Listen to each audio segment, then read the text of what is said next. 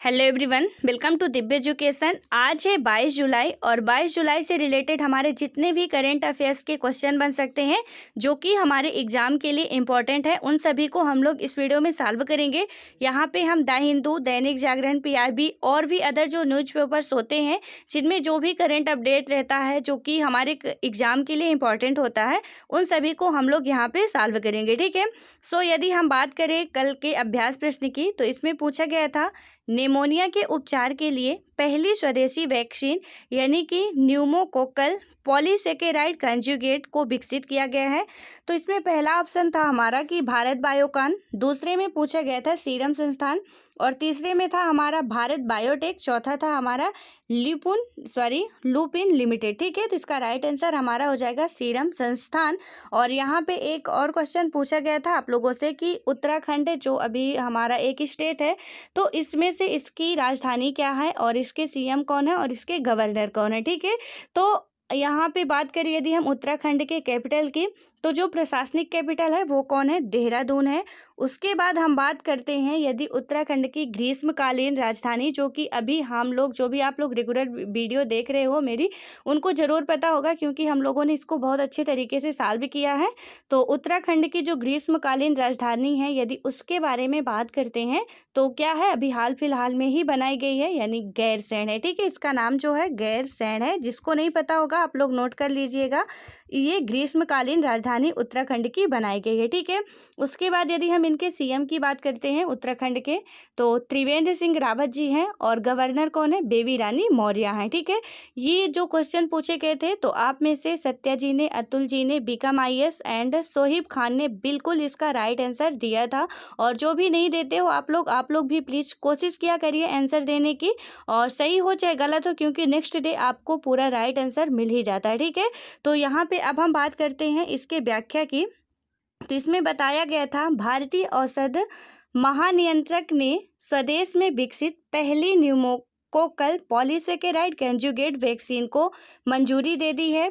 ये वैक्सीन शिशुओं में स्ट्रेप्टोकोकस निमोनिया यानी कि जो भी बच्चों में निमोनिया होता है के कारण और निमोनिया के उपचार के लिए उपयोग की जाती है। यह वैक्सीन मांसपेशियों में इंजेक्शन के जरिए दी जाती है। ठीक है, इसकी कोई टेबलेट नहीं है, ये जो वैक्सीन बनाई गई है तो मांसपेशियों में किसके इंजेक्शन के जरिए दी जाती है। ठीक है, उसके बाद हम बात करें नेक्स्ट क्वेश्चन की, जो कि आज का हमारा पहला क्वेश्चन है।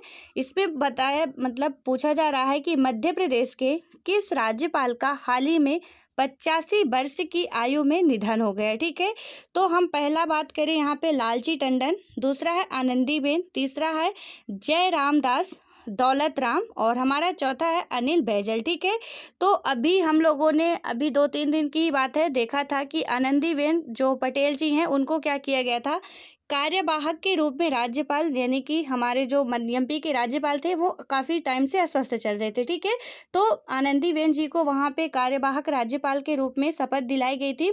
यानी कि इसका राइट आंसर की बात करें तो लालजी टंडन होगा, जो कि काफ़ी लंबे टाइम से बीमार थे और जिनका हाल ही में निधन हो गया। ठीक है, उसके बाद यहाँ पे आप लोगों के लिए क्वेश्चन है, आनंदीबेन पटेल जी जो हैं वो एक और राज्य की अभी गवर्नर है हाल फिलहाल में, तो प्लीज़ आप लोग बताने की ज़रूर कोशिश कीजिएगा कि वो कौन से राज्य की, यानी कि एमपी की तो कार्यवाहक के रूप में काम कर ही रही हैं, लेकिन एक और राज्य की वो हैं अभी प्रेजेंट टाइम में जो गवर्नर है, तो बताइएगा। ठीक है, तो यहाँ पे कौन होगा इसका राइट आंसर, लालजी टंडन होगा। अब इसकी व्याख्या की यदि हम बात करें तो मध्य प्रदेश के राज्यपाल लालजी टंडन बीते कई दिनों से बीमार चल रहे थे और उनका इलाज लखनऊ में चल रहा था। ठीक है, उनकी अनुपस्थिति में उत्तर प्रदेश की राज्यपाल आनंदीबेन पटेल को मध्य प्रदेश के राज्यपाल का अतिरिक्त दायित्व सौंप दिया गया है। तो यहाँ पे अब आपको पता चल गया होगा कि जो आनंदीबेन पटेल जी हैं वो उत्तर प्रदेश की अभी वर्तमान समय में राज्यपाल हैं। ठीक है, तो जिनको क्या किया गया है, अतिरिक्त दायित्व मध्य प्रदेश का सौंप दिया गया है। लालजी टंडन का जन्म 12 अप्रैल 1935 में हुआ था। अपने शुरुआती जीवन में ही लालजी टंडन राष्ट्रीय स्वयंसेवक संघ से जुड़ गए थे। लालजी टंडन को साल 2018 में बिहार का गवर्नर बनाया गया था।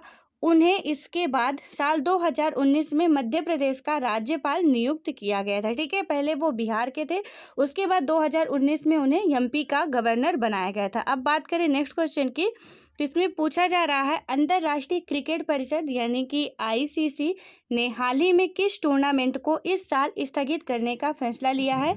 तो पहला होगा महिला T20 विश्व कप, दूसरे में है मेंस T20 वर्ल्ड कप, तीसरा है हमारा IPL और चौथा है अंडर 19 वर्ल्ड कप। ठीक है, तो इसका राइट आंसर हो जाएगा mains T20 world cup.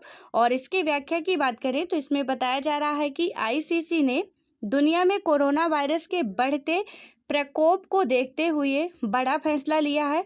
Australia में होने वाले T20 वर्ल्ड कप 2020 को अगले साल तक के लिए रद्द कर दिया गया है। यानी कि यहाँ पे आपको ये भी याद रखना है कि ये जो होने वाला था मैच कहाँ होने वाला था, ऑस्ट्रेलिया में। ठीक है, जिसको अभी रद्द कर दिया गया है। आईसीसी T20 वर्ल्ड कप को अब 2021 के अक्टूबर-नवंबर में आयोजित किया जाएगा। आईसीसी T20 वर्ल्ड कप के स्थगित होने के चलते इंडियन प्रीमियर लीग यानी कि IPL के आयोजन के दरवाजे खुल गए हैं। ठीक है, उसके बाद हम बात करें नेक्स्ट क्वेश्चन की, तो इसमें पूछा जा रहा है विश्व बैडमिंटन संघ यानी कि WWF के अध्यक्ष पद के कार्यकाल को निम्न में से कितने बार के लिए सीमित करने का फैसला लिया गया है, मतलब लिया है। तो यहाँ पे बात करें, पहला है 7 बार के लिए, दूसरा है 8 बार के लिए, तीसरा है 10 बार के लिए और हमारा चौथा है 4 बार के लिए। ठीक है, तो इसका राइट आंसर हो जाएगा यहाँ पे हमारा 4 के लिए। उसके बाद इसकी व्याख्या की बात करें तो यहाँ पे बताया जा रहा है कि विश्व बैडमिंटन महासंघ यानी कि WWF ने अपने अध्यक्ष के कार्यकाल को अधिकतम 4 बार के लिए सीमित कर दिया है। साथ ही अपनी वार्षिक आम बैठक यानी कि AGM में अपनी परिषद में भौगोलिक और लैंगिक प्रतिनिधित्व को लागू करने को भी स्वीकृति दी। 18 जुलाई को हुई ऑनलाइन AGM के दौरान BWF सदस्यों के ने संविधान में बदलाव को स्वीकृति दी, जिससे परिषद में प्रत्येक जेंडर को कम से कम 30% प्रतिनिधित्व और प्रत्येक महाद्वीपीय क्षेत्र के एक प्रतिनिधि चुना जाना सुनिश्चित हुआ है। यह फैसले अंतर्राष्ट्रीय ओलंपिक समिति IOC के हाल के राष्ट्रीय ओलंपिक समितियों यानी कि NOC को दिए निर्देशों के अनुसार है, जिसमें 2020 तक फैसले लेने की प्रक्रिया में लैंगिक समानता बनाने को कहा गया है। ठीक है, उसके बाद हम बात करें नेक्स्ट क्वेश्चन की, तो इसमें पूछा जा रहा है कि किस राज्य सरकार ने अनुसूचित जातियों के सर्वांगीण विकास के लिए नवीन रोजगार छतरी योजना शुरू की है। तो पहला है बिहार, दूसरा है पंजाब, तीसरा है उत्तर प्रदेश, चौथा है मध्य प्रदेश। ठीक है, तो इसका राइट आंसर हमारा हो जाएगा उत्तर प्रदेश। अब इसके व्याख्या की यदि हम बात करें तो यहाँ पे बताया जा रहा है कि उत्तर प्रदेश के मुख्यमंत्री योगी आदित्यनाथ ने हाल ही में नवीन रोजगार छतरी योजना का शुभारंभ किया।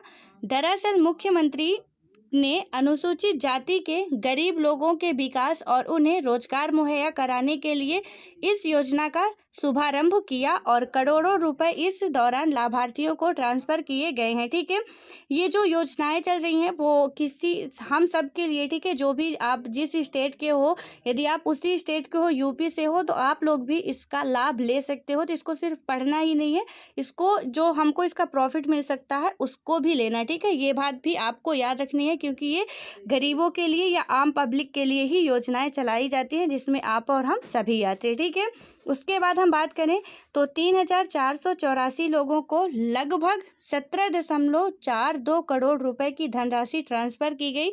मुख्यमंत्री ने कहा कि समाज का हर तबका मजबूत होना चाहिए और सभी को समान अवसर मिलने चाहिए। ठीक है, उसके बाद बात करें नेक्स्ट क्वेश्चन की, तो इसमें पूछा गया है ऊर्जा दक्षता को बढ़ाने और इलेक्ट्रिक मोबिलिटी को बढ़ावा देने हेतु केंद्रीय ऊर्जा मंत्री RK सिंह ने किस शहर के चेम्सफोर्ड क्लब में भारत के पहले सार्वजनिक EV यानी कि इलेक्ट्रिक वाहन चार्जिंग प्लाजा का उद्घाटन किया है। तो यहाँ पे पहला है हमारा दिल्ली, दूसरा है लखनऊ, तीसरा है जयपुर और चौथा है कानपुर। ठीक है, तो इसका राइट आंसर हमारा हो जाएगा दिल्ली। उसके बाद हम इसकी व्याख्या की यदि हम बात करें तो केंद्रीय ऊर्जा मंत्री RK सिंह ने दिल्ली के चेम्सफोर्ड क्लब में भारत के पहले सार्वजनिक EV यानी कि इलेक्ट्रिक वाहन चार्जिंग प्लाजा का उद्घाटन किया। 5 चार्जिंग पॉइंट्स के साथ प्लाजा में ऐसी और अधिक सुविधाएं शुरू करने की उम्मीद है। ये शुरुआत ईवी इंफ्रास्ट्रक्चर को सपोर्ट करने के लिए एक प्रयास है, जिसकी देश में इलेक्ट्रिक व्हीकल को तुरंत ज़रूरत है। ठीक है, उसके बाद हम बात करें नेक्स्ट क्वेश्चन की, तो असम सरकार ने घोषणा की कि राज्य में हाल ही में आई बाढ़ में किस राष्ट्रीय उद्यान के 108 जानवरों की मौत हो गई है।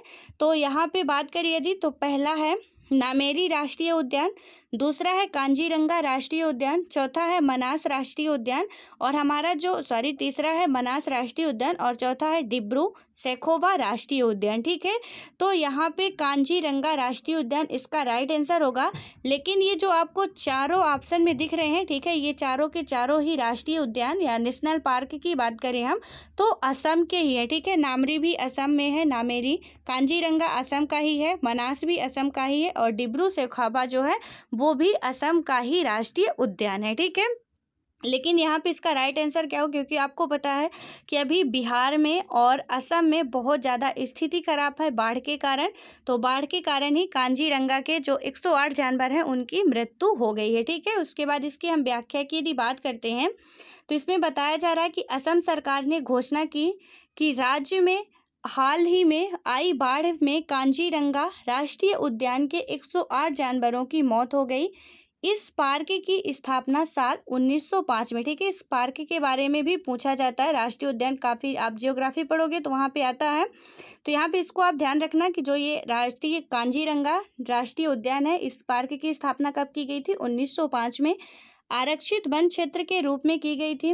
1950 में इसका नाम बदलकर कांजीरंगा वन्यजीव अभयारण्य कर दिया गया।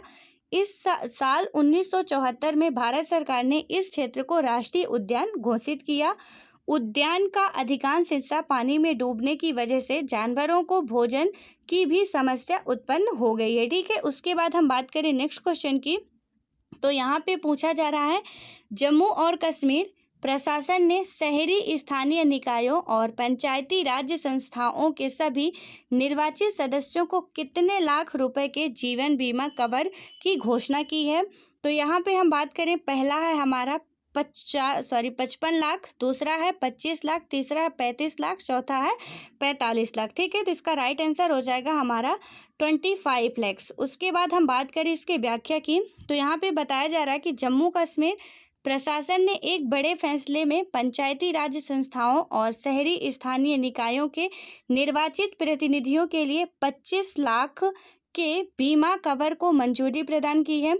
आतंकवादी घटना में मौत होने पर यह राशि संबंधित प्रतिनिधि के परिजनों को मिलेगी। सरकार के फैसले से पंचायती राज संस्थाओं के निर्वाचन सदस्यों, सरपंच, पंच और बीडीसी अध्यक्ष के साथ ही शहरी स्थानीय निकायों के निर्वाचित सदस्यों का बीमा कवर की सुविधा दी जाएगी। ठीक है, तो यहाँ पे हम बात करें यदि, तो आप लोगों के लिए एक क्वेश्चन है, ठीक है, सरपंच और पंच जो होते हैं किसी भी पंचायत में क्या होते हैं, नियुक्त किए जाते हैं। ठीक है, यानी लोगों के द्वारा निर्वाचित किए जाते हैं। लेकिन पंचायत में एक और ऐसा व्यक्ति होता है जो उसका सदस्य होता है लेकिन वो निर्वाचित नहीं होता। ठीक है, वो आपको बताना है कि उसका पद नाम क्या है। ठीक है, कि कौन ऐसा व्यक्ति होता है जो कि निर्वाचित नहीं किया जाता किसी भी पंचायत में।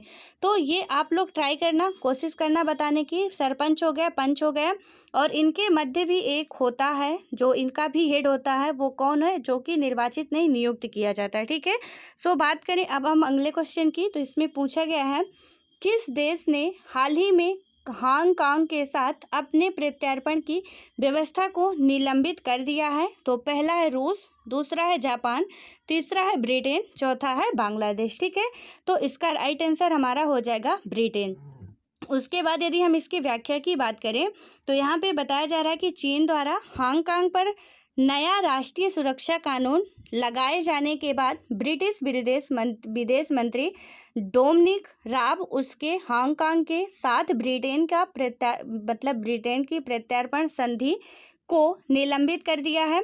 चीन के साथ तनाव बढ़ने के बीच ब्रिटिश विदेश मंत्री डोमिनिक राब ने कहा कि पहले की तरह अब चीजें नहीं हो सकती। प्रधानमंत्री बोरिस जॉनसन की सरकार हांगकांग में नया राष्ट्रीय सुरक्षा कानून लगाने के चीन के निर्णय की पहले ही आलोचना कर चुकी है। चीन द्वारा जून में हांगकांग को राष्ट्रीय सुरक्षा कानून के दायरे में लिए जाने से अब वहां पर कोई प्रदर्शन या सरकार विरोधी बयान दंडनीय अपराध बन गया। ठीक है, उसके बाद हम बात करें नेक्स्ट क्वेश्चन की। इसमें पूछा जा रहा है कि संयुक्त अरब अमीरात, ठीक है, ये क्वेश्चन हम लोगों ने कल भी सॉल्व किया था, लेकिन एग्जैक्ट क्वेश्चन नहीं है, ये क्वेश्चन कुछ अलग है। तो यहाँ पे हम बात करें यदि संयुक्त अरब अमीरात यानी यूएई ने हाल ही में मंगल ग्रह के लिए एक उपग्रह को प्रक्षेपित किया है। इस प्रक्षेपण के संदर्भ में निम्न कथनों पर विचार करें। ठीक है, तो यहाँ पे हमारा पहला स्टेटमेंट है, यूएई पहला अरब देश है जिसने मंगल ग्रह के लिए अपना उपग्रह भेजा हो। दूसरा स्टेटमेंट है कि यह प्रक्षेपण चीन के स्पेस सेंटर से, मतलब कि चीन के स्पेस सेंटर से किया गया है। और हमारा तीसरा स्टेटमेंट है, इस उपग्रह का नाम होप है। ठीक है, तो यहाँ पे हमसे पूछा जा रहा है कि उपरोक्त कथनों में से कौन सा या से कथन सत्य है। तो पहला है 1 और 2, दूसरा है 2 और 3, तीसरा है 1 और 3, चौथा है हमारा 1, 2 और 3। ठीक है, तो हमारा राइट आंसर हो जाएगा 1 और 3, यानी कि दूसरा स्टेटमेंट गलत है। अब इसकी व्याख्या की बात करें तो समझते हैं दूसरा स्टेटमेंट गलत क्यों है। ठीक है, तो संयुक्त अरब अमीरात यूएई ने 20 जुलाई को मंगल ग्रह के लिए पहला अंतरिक्ष मिशन में शामिल उपग्रह होप को प्रक्षेपित किया। तो हमारा तीसरा स्टेटमेंट राइट हुआ, यानी कि इस उपग्रह का क्या नाम था, होप। तो ये तीसरा स्टेटमेंट राइट हुआ। यह प्रक्षेपण जापान के तानेगाशिमा स्पेस सेंटर से किया गया। होप नामक इस उपग्रह को तानेगाशिमा अंतरिक्ष केंद्र से H2A नामक रॉकेट के जरिए भेजा गया। ठीक है, ये रॉकेट का नाम भी इम्पॉर्टेंट होता है। तो यहाँ पे आपको याद रखना है कि किसके रॉकेट के द्वारा भेजा गया था, किस रॉकेट के द्वारा, तो H2A के द्वारा भेजा गया था। यानी कि यहाँ पे हमको साफ समझ में आ गया कि जो है ये यहाँ पे क्या बोला गया था, ये स्टेटमेंट रॉन्ग क्यों है, क्योंकि यह प्रक्षेपण चीन के द्वारा नहीं किया गया था, जापान के द्वारा किया गया था। सो यहाँ पे ये रॉन्ग हो जाएगा। ठीक है, और पहला और हमारा तीसरा स्टेटमेंट बिल्कुल राइट हो जाएगा। उसके बाद हम बात करते हैं नेक्स्ट क्वेश्चन की। तो हमारा अगला क्वेश्चन है, भारत में किस तिथि से उपभोक्ता संरक्षण अधिनियम 2019 लागू किया जाएगा। तो यहाँ पे पहला है 1 जुलाई 2020 से, दूसरा है 20 जुलाई 2020 से, तीसरा है 1 अगस्त 2020 से, और चौथा हमारा 1 जनवरी 2020 से 21 से। ठीक है, तो यहाँ पे हमारा राइट आंसर हो जाएगा 20 जुलाई 2020। तो यानी भी इसकी व्याख्या की यदि हम बात करें तो भारत में 20 जुलाई से उपभोक्ता संरक्षण अधिनियम 2019 यानी कि कंज्यूमर प्रोटेक्शन एक्ट 2019 को लागू कर दिया गया। नए कानून ने उपभोक्ता संरक्षण अधिनियम 1986 के जगह ली। यह कानून ग्राहकों के साथ होने वाले धोखाधड़ी को रोकने के उद्देश्य से लाया गया। ठीक है, यानी कि यहाँ पे जैसे आप लोग टीवी वगैरह में ऐड देखते हो कि फेस वॉश लगाओ, कौन सा हिमालय का जो भी होते हैं, जितने भी लक्स का जो प्रचार देता है कि इतने गोरे हो जाओगे आप, लेकिन उसका इफेक्ट कम पड़ता है, साइड इफेक्ट ज़्यादा पड़ता है।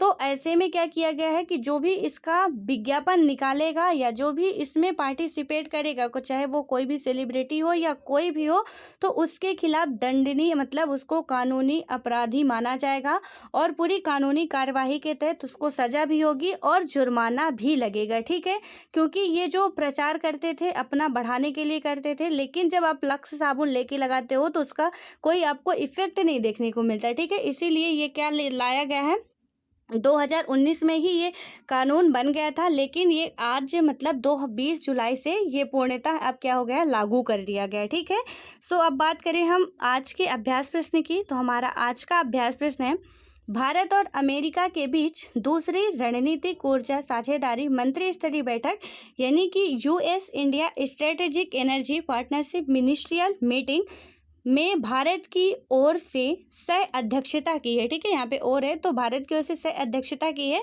तो पहला है पीयूष गोयल ने, दूसरा है धर्मेंद्र प्रधान ने, तीसरा है निर्मला सीतारमण ने, और चौथा एस जयशंकर ने। ठीक है, तो इसका राइट आंसर आपको बताना है, और साथ साथ ये सारे जितने भी है वो कैबिनेट मंत्री हैं, कैबिनेट मंत्री के ही नाम दिए गए, ठीक है। तो जिसका भी मतलब जो भी इनके राइट आंसर में आएगा उसके आप मंत्रालय का भी नाम बताओगे, ठीक है। चाहे पीयूष गोयल जी हो, चाहे धर्मेंद्र प्रधान जी, या निर्मला सीतारमण, या एस जयशंकर। तो जब बताओगे आप कि इसका राइट आंसर क्या है, उसके साथ साथ उनके मंत्रालय का भी नाम बताने की जरूर कोशिश कीजिएगा, ठीक है। सो आई होप कि आज के जितने भी क्वेश्चन थे आपको अच्छे तरीके से समझ में आ गए होंगे।